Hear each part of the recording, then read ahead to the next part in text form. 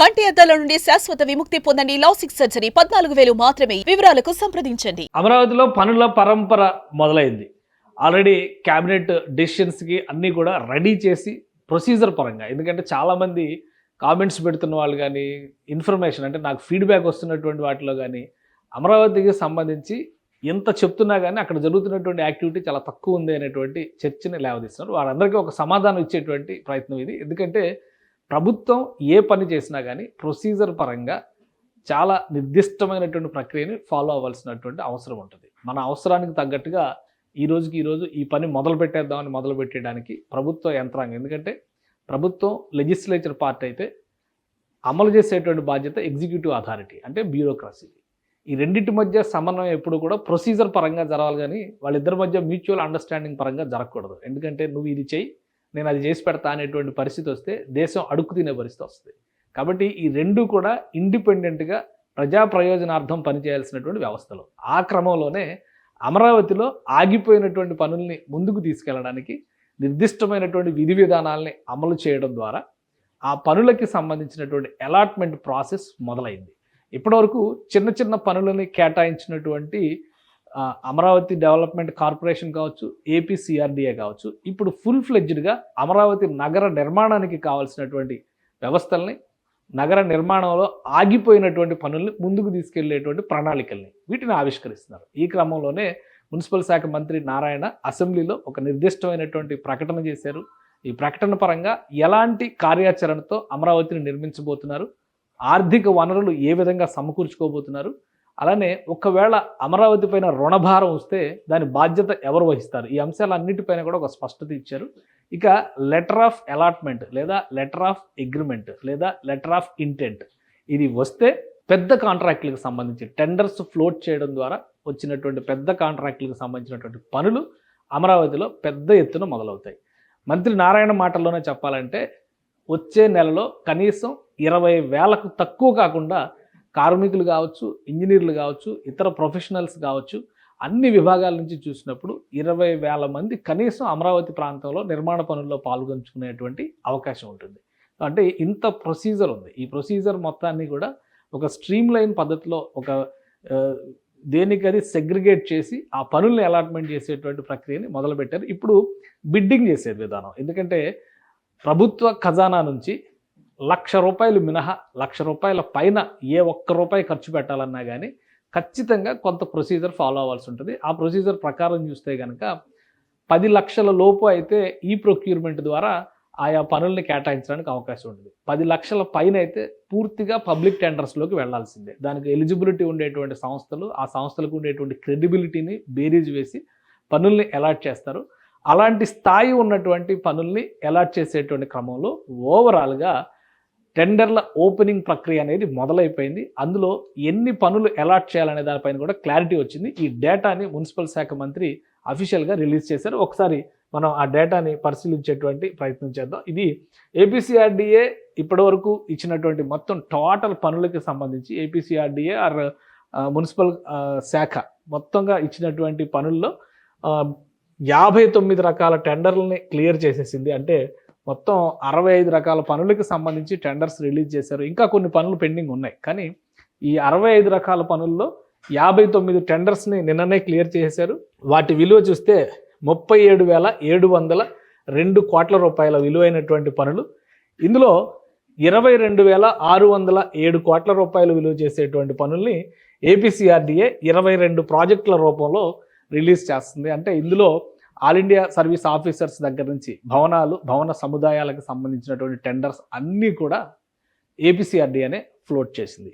ఇది చాలా ముఖ్యమైనటువంటి అంశం. అంటే గవర్నమెంట్ కాంప్లెక్స్లు, గవర్నమెంట్కి సంబంధించినటువంటి భవనాలు, ప్రభుత్వ భవనాలకు సంబంధించినటువంటి సముదాయాలు అన్నిటికీ సంబంధించిన ప్రాజెక్టులు ఏపీసీఆర్డీఏని రిలీజ్ చేసింది. అందులో 22 ప్రాజెక్టులు ఉన్నాయి. సో రెండవది అమరావతి డెవలప్మెంట్ కార్పొరేషన్ మరొకటి ఉంది. అంటే మనకు ఎట్లయితే మున్సిపల్ కార్పొరేషన్స్ ఎలా పనిచేస్తున్నాయో, హెచ్ఎండిఏ లాంటి సంస్థలు ఎలా పనిచేస్తున్నాయో, ఇదివరకు హైదరాబాద్లో హుడా లాంటి సంస్థ ఎలా పనిచేస్తుందో, అలాగా ఈ అర్బనైజేషన్ ప్రాసెస్ని అమరావతిలో డెవలప్ చేసేటువంటి బాధ్యతని అమరావతి డెవలప్మెంట్ కార్పొరేషన్కి కేటాయించారు. ఇన్ఫ్రాస్ట్రక్చర్ రిలేటెడ్ పనులన్నీ కూడా అమరావతి డెవలప్మెంట్ కార్పొరేషనే చేస్తుంది. అందుకనే ఆ సంస్థకు సంబంధించినటువంటి పనులు చూస్తే 15,000 95 కోట్ల రూపాయలు విలువైనటువంటి పనులు, మొత్తం 37 రకాల ప్రాజెక్టులు ఉన్నాయి ఇందులో. 37 రకాల ప్రాజెక్టులు అనేది చాలా పెద్ద నంబర్. అంటే ఇక్కడ చూడండి, ఇక్కడ వాల్యూమ్ ఇక్కడ ఎక్కువ కనిపిస్తుంది, ప్రాజెక్టుల సంఖ్య తక్కువ కనిపిస్తుంది. అంటే పెద్ద పెద్ద ప్రాజెక్టులన్నీ సిఆర్డీఏ హ్యాండిల్ చేస్తుంది. ఇన్ఫ్రాస్ట్రక్చర్కి సంబంధించి రహదారుల వ్యవస్థ నుంచి తాగునీటి సదుపాయాలు, డ్రైనేజ్ వ్యవస్థలు, నీటిపారుదల వ్యవస్థల నిర్వహణ, ఇటువంటి ఇన్ఫ్రాస్ట్రక్చర్ వ్యవహారాల మొత్తాన్ని కూడా అమరావతి డెవలప్మెంట్ కార్పొరేషనే చూస్తుంది. అందులో భాగంగా 37 ప్రాజెక్టులకి క్లియరెన్స్ వచ్చేసింది. అంటే ఫైనలిస్టులు ఎవరు, టెండర్స్ ఎవరు వేశారు, ఫైనల్ వెండర్ ఎవరు అనేది కూడా తేల్చేశారు.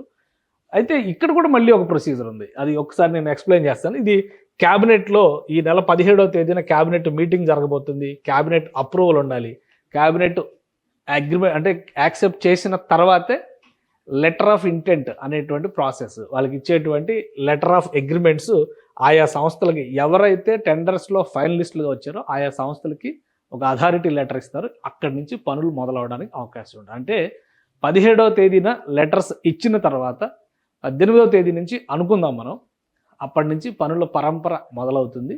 రాబోయేటువంటి రోజుల్లో 20,000కు తక్కువ కాకుండా ఇక్కడ వర్కర్స్ పనిచేస్తారనేటువంటి మాట మంత్రి నారాయణ గారే చెప్పారు. అంటే మొత్తం ఒకసారి మనం స్ట్రక్చర్ని పరిశీలించేటువంటి ప్రయత్నం చేద్దాం. అమరావతికి సంబంధించినటువంటి ఇన్ఫ్రాస్ట్రక్చర్ మ్యాప్ ఇది.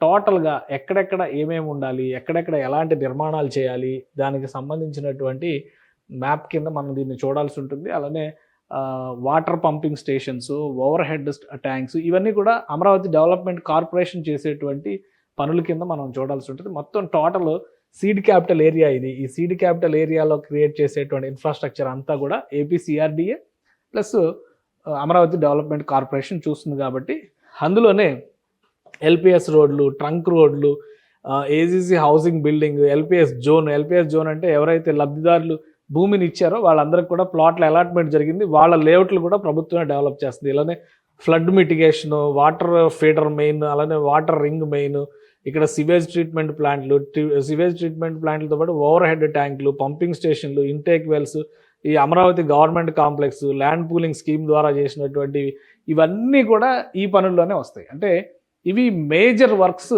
దీనిలో ఉన్నాయి. కొన్ని పెండింగ్ వర్క్స్ ఉన్నాయి, ఎందుకంటే అమరావతిని లింక్ చేసేటువంటి కీలకమైనటువంటి ఐకానిక్ బ్రిడ్జ్ నిర్మాణాన్ని కూడా రాష్ట్ర ప్రభుత్వం చేపట్టాలా, కేంద్ర ప్రభుత్వానికి ఒక విజ్ఞప్తి చేసింది. కేంద్ర ప్రభుత్వం సహకారంతో చేపట్టాలనేది కొంత పెండింగ్లో ఉంది.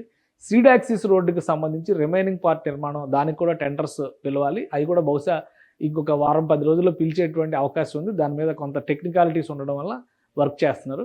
సో ఇవన్నీ కంప్లీట్ అయిన తర్వాత మనం ఒకసారి చూస్తే కనుక ఇన్ని రకాల పనులు, సీడ్ యాక్సిస్ రోడ్డు ఇవన్నీ కంప్లీట్ అయితే అమరావతిలోకి ఎంటర్ అవడం కూడా చాలా ఈజీ అవుతుంది. ఇక్కడ మనం కృష్ణానదిలో కనెక్టివిటీ దగ్గర నుంచి ప్రతిదీ ఇందులో ప్లానింగ్ చేశారు. ఈ ఇన్ఫ్రాస్ట్రక్చర్తోనే ఎక్కువ సమస్యలు ఉన్నాయి. అందుకని చెప్పనే ఇన్ని ప్రాజెక్టులని ఫ్లోట్ చేయాల్సినటువంటి పరిస్థితి. ఇన్ని రకాల వర్క్స్ని డివిజన్ చేయడం ద్వారా అలాట్మెంట్ చేసేటువంటి ప్రాసెస్ని ప్రభుత్వం అనుసరిస్తుంది. ఎక్కడైనా కానీ ప్రొసీజర్ అనేది చాలా ముఖ్యమైనది. ఈ ప్రొసీజర్ కనుక ఫాలో అవ్వకపోయినా, ప్రొసీజర్ డీవియేట్ అయినా కానీ, ఇప్పుడు గతంలో ప్రొసీజర్ అంతా ఫాలో అయ్యి చేశారు కాబట్టి అన్ని రకాల ఆరోపణలు వచ్చినా కానీ, 5 సంవత్సరాల పాటు అమరావతిని ఆపేసినా కానీ, పలానా చోట పలానా తప్పు జరిగింది అని నిరూపించేటువంటి ఆధారాలు కానీ, అంశాలను కానీ గత ప్రభుత్వంలో ఉన్నటువంటి పెద్దలు చూపించలేకపోయారు. అందుకే కోర్టులో కూడా ఈ వాదనలు వీగిపోయినటువంటి పరిస్థితి ఉంది. కాబట్టి ఇప్పుడు చేసుకునేటువంటి ప్రాసెస్లో రివైవల్ ఆఫ్ అమరావతిని పునరుత్తేజపరిచేటువంటి క్రమంలో అనుసరించేటువంటి విధానాల విషయంలో ప్రభుత్వం చాలా అప్రమత్తంగా ఉంది.